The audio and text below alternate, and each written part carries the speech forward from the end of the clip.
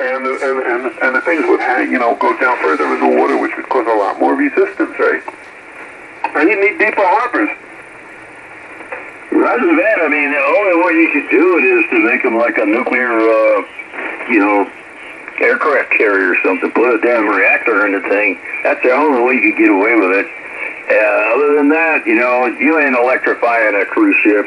And I don't know how you would even fly a jet airline, a big jet airplane. I don't see how you're going to get that kind of power out of anything. Damn thing would be so heavy, the only thing that would be able to fly was the damn batteries. Well, Richard sent me some aviation magazines, and they apparently do have prototypes that do fly. They can't go that far, and there's some danger, with them. And they have inverters, big generators in there that convert the battery power to AC to run the engines and stuff.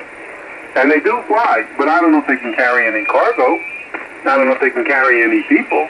But they're experimenting with it, and they just, the weight ratio is just too much. They got to make the plane bigger, which then, means for more batteries and more weight. And it's not a good option at all. So I said, that the Tesla engine for a regular Tesla model that can go 100,000, that can go 300 miles, they usually use a 100 kW engine. A battery, a 100 kilowatt hour battery.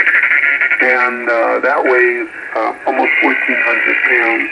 The electric engine is less than a gas engine and weighs about 99, so you're just short shy of 1,500 pounds. If you take a regular 8-cylinder engine, 2-cylinder engine is about 200 pounds. You take an 8-cylinder engine, a 4-cylinder engine is about 200 pounds, yes. And an 8-cylinder engine on average is about maybe 400.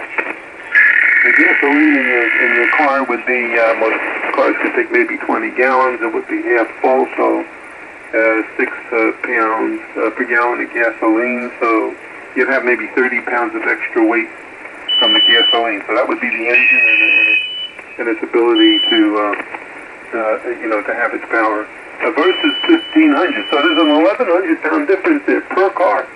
And then what's going to happen is you're going to have to redo the roads. And not only that, nobody thought about this, but you're going to have a lot of usage of tires. Roger that, man. I totally agree with you. Hey, listen, it's way overdue. You need to open the net and take some check-ins, and I'll sit by and listen in to you guys. Y'all have at it, okay? All righty, we'll do that. I'll take your suggestion. I just wanted to make sure, glad I got you in there. I just wanted to make sure that wasn't, because I was afraid to open them. Remember Charlie 4 Love opening the hole in the Walnut, which meets every evening on 7.188 Lotus Side and at 10 p.m. Eastern Time, to the express purpose of making friends, getting to know people, and having people get to know us. And we like to talk about those things which, by virtue of their complete and absolute unimportance, make ham radio the thing that we've all come to cherish and admire and look forward to.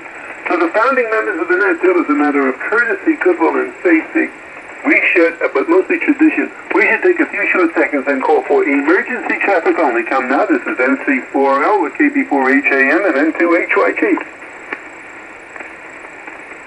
Why, nothing being heard, then how about mobile or portable operating stations? Nothing there. Okay, Howard, I'm going to get some more. Paul, did you have anything else you wanted to say? No. I'm sorry. Nope, that's about it.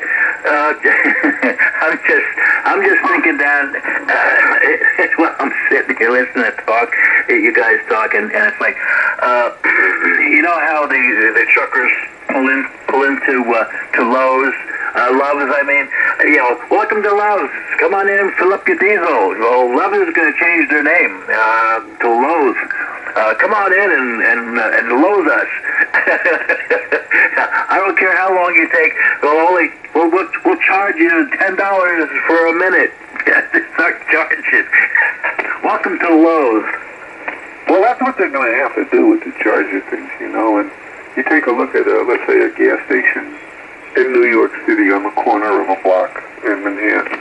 Maybe he's got 6 pumps that he can use to fill, cars. And a car can get 300 miles of gasoline in 60 seconds. I think that's most of the pumps. And I timed the pumps. That's how bloody I am. Time the pumps. Most pumps about 6 seconds a gallon, maybe 8 on occasion, but mostly 6 seconds per gallon. So it takes you 1 minute to fill up. Now, he's got 6 things there, right? And now we're going to go to something that takes at least 40 minutes, and if you're really on empty, it takes an hour, maybe more. The but it takes at least 40 minutes to get 300 miles of range in the cars now with the high power pump. So you're going to need 40 times more spots. Now you got a station there and you've got 6 pumps, and now you're going to need 240 electric things. Now where are you going to put them? It's in the middle of New York City. You can't put them underground. You can't put them in the middle of the street. You can't put them up. And maybe they'll have to build some sort of a system, where you have to go up on a grid, like an elevated highway or a subway, and that's where you can get your electrical fill-ups. But then again, you got to wait around, and when you wait around some of these bad neighborhoods, when you're filling up, I mean, you're a attractive nuisance for people that are going to come in and hurt you. Nobody wants that. And maybe you're not hungry, you might get going, right? You got to wait 40 minutes, though. Oh yeah. Not only the waiting, but you are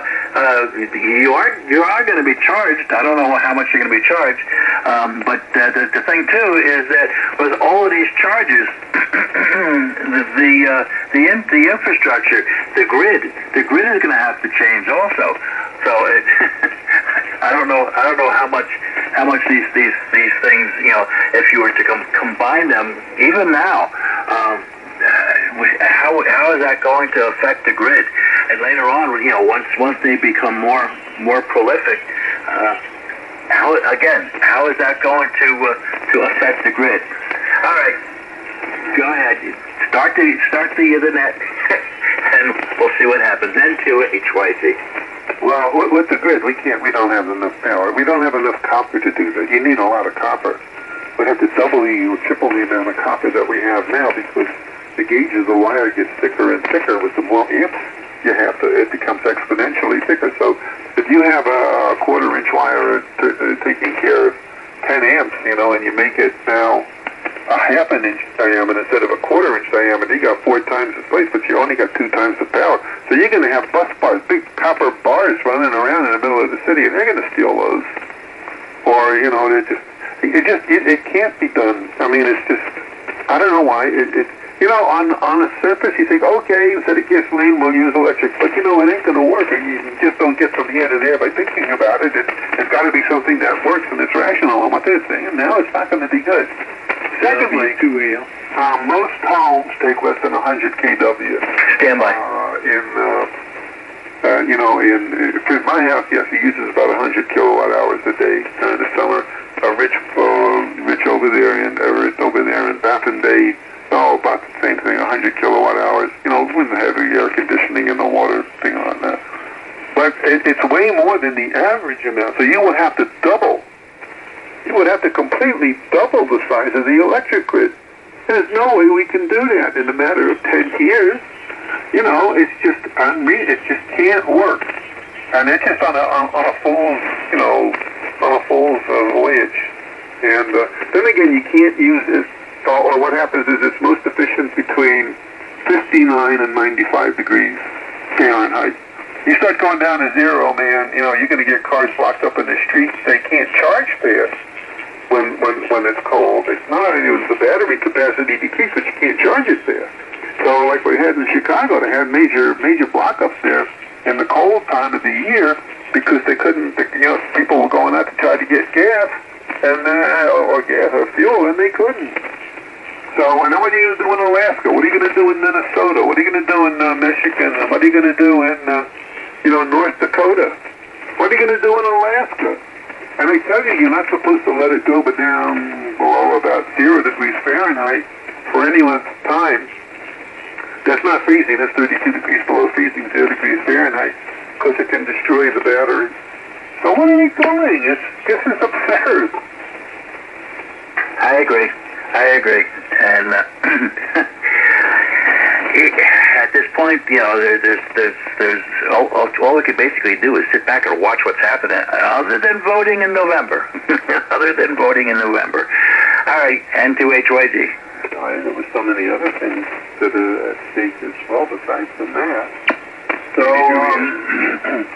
I don't know where they're going with this. It's something that can't possibly work. And then what would our military do? You have to go and be coordinated first.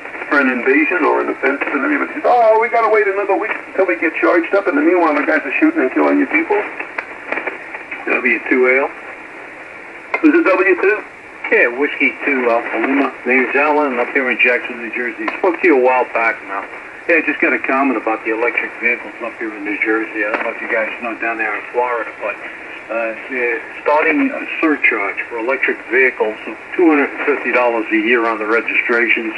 Up in Connecticut, from what I understand, if you have your electric vehicle linked with your homeowner's policy, they're sending out notices not to park the vehicle in the garage because if the house goes on fire, you're not going to be covered. I don't know if you guys heard about that. But, they're already starting $250 for electric vehicles because they claim they're losing money on the gas tax. W2AL. Whiskey 2 Alpha Romeo? No, Alpha Lima, Alan. W2AL, Alpha Lima. And it's Tim? What's that? So your name is Tim? No. Whiskey 2 Alpha Lima. Name's Alan. And your name is? His name is Alan. Okay, Alan. Yeah, well, that would make sense. I didn't think your name was W2AL. All right. I guess they could say that because it's hard to put those fires out. Those things just don't stop by themselves. You know, the whole thing gets destroyed.